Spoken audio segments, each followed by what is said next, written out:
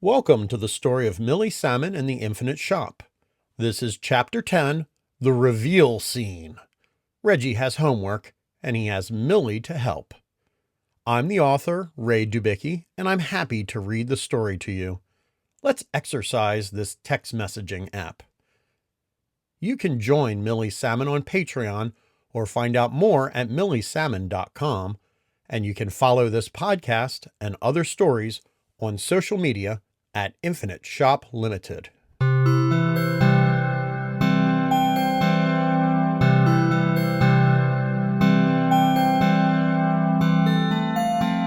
Chapter 10, The Reveal Scene. Reggie laid on the dining room floor reading his tablet, waiting for the microwave to beep. His parents were taking yet another evening out. Between his brother Michelle's recent move to Manhattan and Reggie's recent 13th birthday, Mort and Chantrelle Tarascal found themselves a lot of new ways to spend their evenings. Reggie didn't mind. He was still grounded from a suspiciously and surprisingly low grade, extending his already pretty curtailed lifestyle after events at the pond. Spending the night grounded in the apartment with his folks often meant listening to old Mort's continuing dialogue about military school.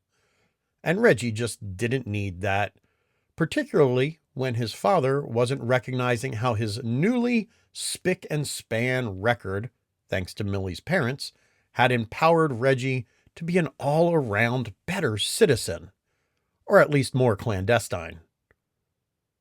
The microwave finished, and Reggie opened the door. He poked at the spilled cheese coming out of the pastry's corner. Recent experience told him to cut the thing open and nuke it for another minute, then let it sit before eating it with a fork. Nothing quite like biting a scorching hot wave of cheese, then a nauseatingly frozen center to teach that lesson. Twice. Reggie prided himself on being a quick study. He set the next minute, leaned on the counter, and flipped pages in the e-reader. A message from Millie popped up. I can't make this work. Project or life? Both. What's the problem with life? They had settled on the word life for discussing the stuff that Millie was absolutely not doing and was positively not happening at her family's bookstore. There was a lot that he put together to suspect something was going on with Millie. He knew there was a switch flipped the evening she didn't leave the store. Something different about how she was talking about her family and how much she was pressing to get back into the bookstore, and how much less talking she was doing overall. But it was Pat's that pointed out something very important. She didn't call it a store anymore, or Grandpa's. She had started calling it the shop, like it had some separate existence from all the other things in the world. Specifically, she was going to the shop. There was something about the shop, not Grandpa, not the bookstore, the shop. Dad won't let me go on living my life the way I want. Wasn't life pretty good the other day? That's why I thought things were doing better. But no. Even though their experience together at the events of the pond, Millie didn't say a word about the actual things that were happening at the shop. He thought it was odd, the stuff she was assembling, talking about printer parts and the cables and the phones, but she said all that was at home and explained it as a remote sprayer. It wasn't until he had 4 hours alone in a military decontamination pod that the weirdness really set in. Any reason? Is life still unsafe? No, now I'm unready. While sitting alone for such a period of time, wondering if his newly blue skin and body would fade or if he was stuck being completely berryfied for life, Reggie had played the events of the evening over and over in his mind. There was something with her phone, something about some other phones, and more about some book that Millie was reading. Reggie had made a logical leap. All the weird stuff with Millie had started that evening at the shop. He would start his investigation there. Sucks, can't help you. What's the problem with the project? None of the pictures are coming out. Show me. Nothing to show. Do it anyway. Millie sent him a picture of a large white page, evenly divided into 6 blocks and glaring in its incompleteness. This is supposed to be page 4, the reveal scene. Reggie laid back down on the kitchen floor. It was the largest room in the apartment, and with the table pushed back against the wall, it got even bigger. They didn't need that 4th chair now anyway. Arguably, they didn't need the 3 others either. He put his tablet on his chest and tried to look through the ceiling, concentrating on what they could do. The reveal scene, they were calling it. Their comic book for Mr. Flan's art class was supposed to have a great reveal scene where the 2 kids, a boy and a girl, find that the movie theater ticket booth is a transstellar portal. A couple days after the cooked goose incident at the pond, Reggie had gone back in the shop. First, it was time to pick up one of his new comics. Second, he had a working idea. If phones were important and the shop was important, he'd browse the shop with headphones to see if he could hear something weird on the phone. That's not a very good idea, Pats had said. Then come up with a better one. There is no better one. Then come with me. So Reggie and Pats went into the shop. Grandpa was not there, to some relief. They said hi to Firth, the teenager that was working behind the counter, and headed back to the comics. Both popped in headphones and started browsing. Reggie had no guess what he was actually going to do once in the shop, so he started skipping through songs and podcasts and streaming radio, things he knew, listening for something weird. Some whistle and pop, some homing beacon, some who knows. They kept flipping through comics, flipping through things on their phones, and listening for something. Box after box, song after song. That afternoon moved to evening until Pats, crackled to attention, looked at his phone. What is it? Reggie whispered. Pats ripped the jack from Reggie's phone and plugged it into his own.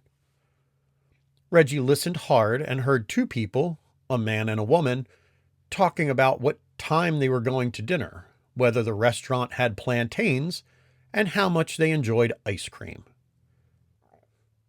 Reggie shrugged a, "What is this?" Pats tapped the screen to say, "Look." It was an assignment from the Spanish camp they had taken in the summer. Your phone is translating. I don't think it's the phone. The 2 boys looked up and saw the shop with new eyes. Something about the translation, knowing that the translation was happening, lifted the blinders and the fog. They saw the door open, and the view outside was not Barber Street and their neighborhood. It was steel scaffolds. And they saw the customer come in, and a wave of changes write themselves on the pages of the books across the shelves.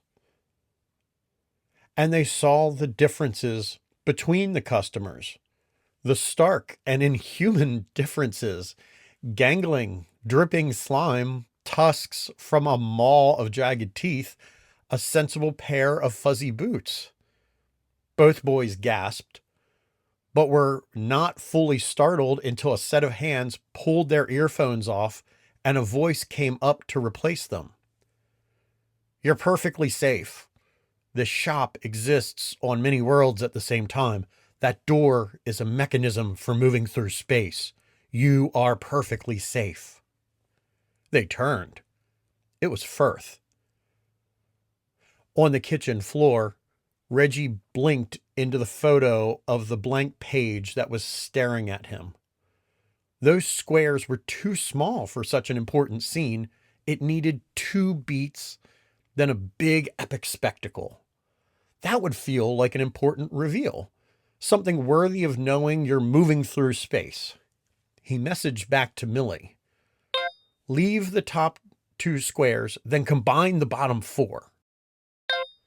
What do you mean? Wait. Reggie pulled out a pad of paper and drew 6 boxes, roughly how Millie had laid out the page. He put a big black squiggle through the walls dividing the lower 4 boxes and flipped the page. He redrew the top 2 squares, one filled almost entirely with a circle, 2 eyes, a nose, and a wide open mouth. He labeled it boy. Then the same picture in the other labeled girl. Below them, where the crossed out boxes had been, he drew a long rectangle that was supposed to be the superdimensional box office. 2 completely shocked figures and wiggly lines symbolizing shock, surprise, and possibly fire. There was a lot of squiggles. He snapped 2 pictures and sent them along. Oh, that works. You want to draw it? I just did. It won't get any better than that. Fine, stand by. Reggie stood up and pulled his pocket pizza out of the microwave. He poked the open side with a finger and declared it reasonable. That went on a plate on the floor next to the tablet, as did a Mega Pop caffeine boost from Michelle's dwindling stash in the bathroom drop ceiling. And he ate dinner on the floor, reading his book. His last bite and a photo from Millie appeared. It was faint, sketchy, but it was absolutely correct to what he intended.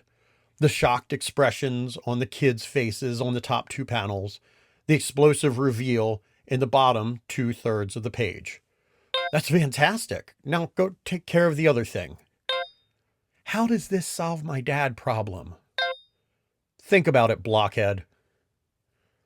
There was a long pause. If it was someone else on the other side of the conversation, he'd have to spell it out. Knock down the walls, erase the boxes, change the rules. He'd have to yell that into the phone or write it in marker on their heads. Not with Millie. They'd said it to each other so often that, you suck, you're right, but you suck, and don't call me a blockhead. You're welcome, blockhead. Reggie closed his eyes. You are perfectly safe, Firth had said, and 1,000 questions flooded his head. The how and the why started as the loudest, but they were quickly replaced with a where and another how and then a few what? But Firth hadn't let them ask. You are receiving this knowledge for one reason and one reason only. Millie is falling apart. Now you know why. Be her true friends and keep her together. Pats cleared his throat. Does she know you're telling us? I have nothing to do with this, and I will stay that way. So they left the shop empty-handed. Reggie still did not have this month's edition of Vacuum Bubbles, which continued to be really irritating. But him and Pats decided together that they wouldn't go back into the shop until they were sure Firth was working and had something to report. Or not report. They hadn't decided on that yet. And there was the comic to consider. It was still a bit confused. But Millie was talking, not about the shop, but about everything else. And it was feeling normal and good. The tablet pinged again. Life continues. No way. Dad said I acted very mature. Mom says he's in a lot of trouble with me around. That sounds kind of positive. And I'm leaving room and boards early on Saturday. Why? I'm supposed to go to a dinner with friends.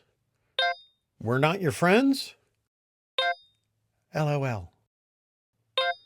Where is this dinner? Apparently, wherever life takes us.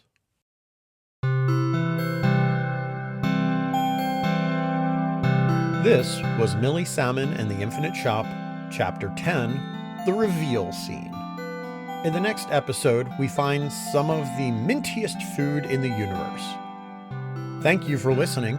You can find more about Millie at milliesalmon.com or join us on Patreon. Please like, subscribe, and leave a review on whichever podcast app you use. Millie Salmon and the Infinite Shop is a production of Infinite Shop Limited, which you can follow on all social media platforms. I'm Ray Dubicki. Thank you for listening, and I look forward to reading some more for you soon.